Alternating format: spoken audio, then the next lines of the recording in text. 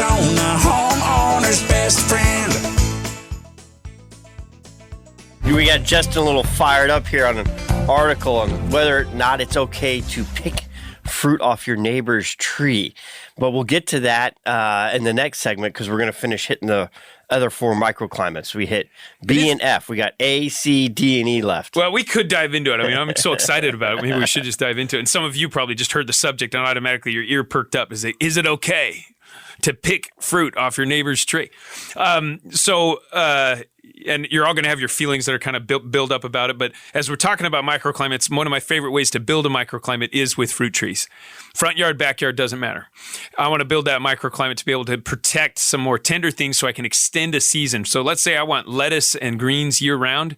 The only way to achieve that in Arizona is with a microclimate. And one of the best ones is what we call an E microclimate. So a letter E microclimate.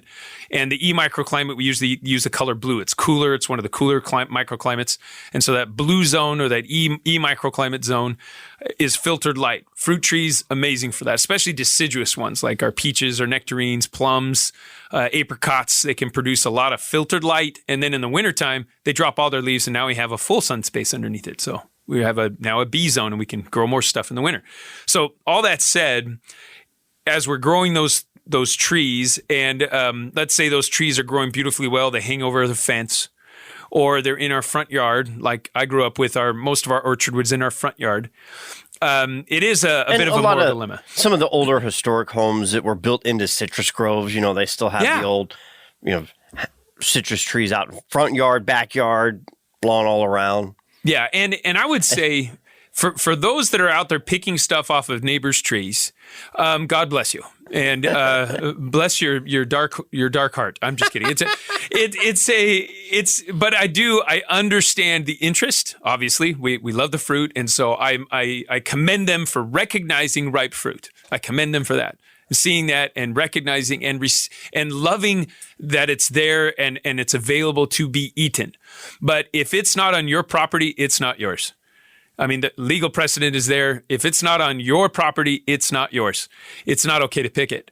If branches are going over a wall into your property and there's fruit on that, legally, your property line goes straight up. From your wall, your property line goes straight up, I think 50 feet.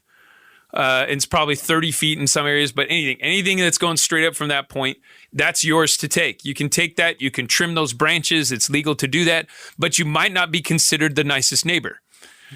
And so just remember that and maybe have the conversation with your neighbor, be a community member, be a good neighbor. You don't have to get State Farm to be a good neighbor. You can be a good neighbor. You can just be it. And ask about it. Ask how the neighbor who owns the tree, obviously it's growing on their property, how they would like to handle those fruit on your side. And have that conversation. I mean, I usually preempt it on my side. If I have a fruit tree hanging over into someone else's yard, I'll go over to them. I'll say, hey, I know I got some of my tree growing on your side. You are welcome to any of the fruit on that tree. On that side. On your side that's over your fence, you're welcome to it. If you'd like it trimmed, just let me know. I'd prefer not to trim it because of the overall health of my tree. And so that's why I'd happily give you all the fruit that's on that side. And if you run out, like say it's a lemon tree, and you like some more, just talk to me. Let's pick some together. It's fun. And let's break bread together. Let's do something good. So be positive with it.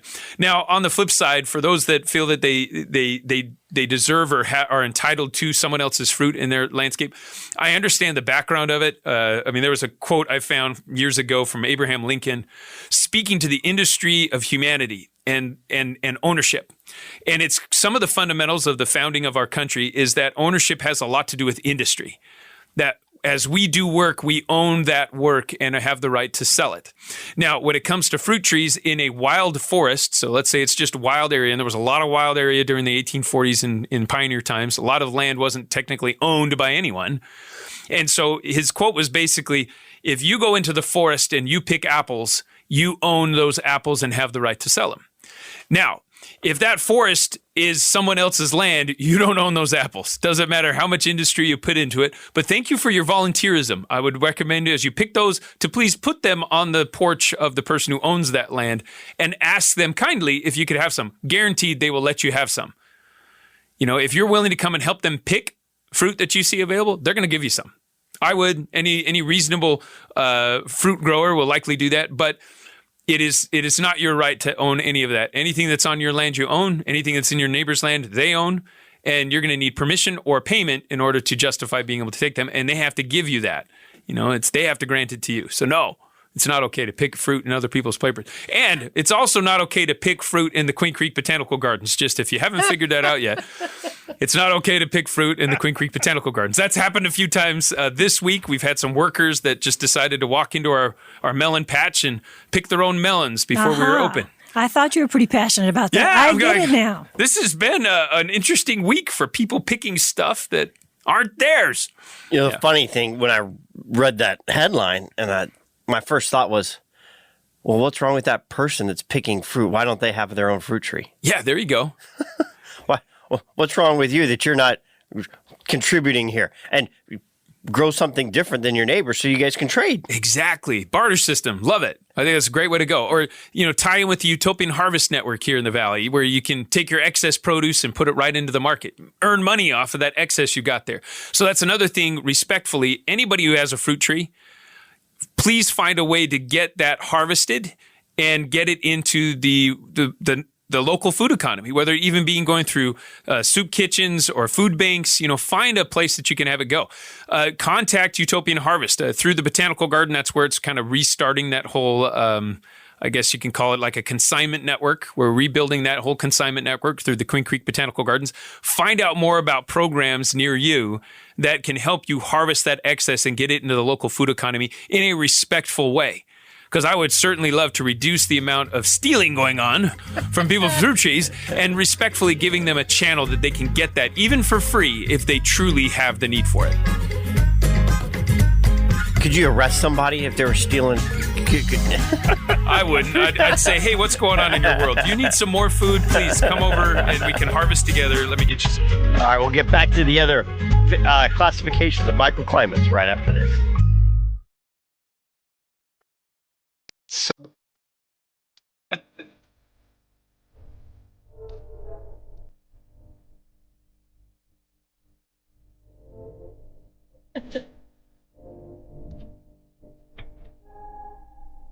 Now, if Mr. Rogers wants to pick your fruit, I mean, I'm going to turn him down. He's going to come to the door and ask. Yeah, he would. He would totally come to the door and ask. Perfect song. Be a good neighbor. Ask for permission. He'd probably bring you some eggs in exchange. Exactly. He'd barter. Without a doubt. He'd probably say, I just baked this wonderful bread and I noticed you had this wonderful fruit on your tree. Would you be open to a trade for some of that? He would come bearing value in exchange. And that's really, I think, the best way to look at it is like whenever you receive something, I sure hope you gave something for it.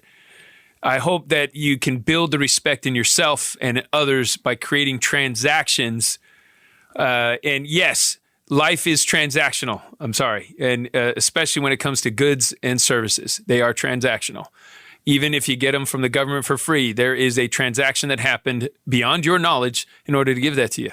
And in order to build a more respectful economy and respectful communities, we need to come from a place of wanting to give in order to receive.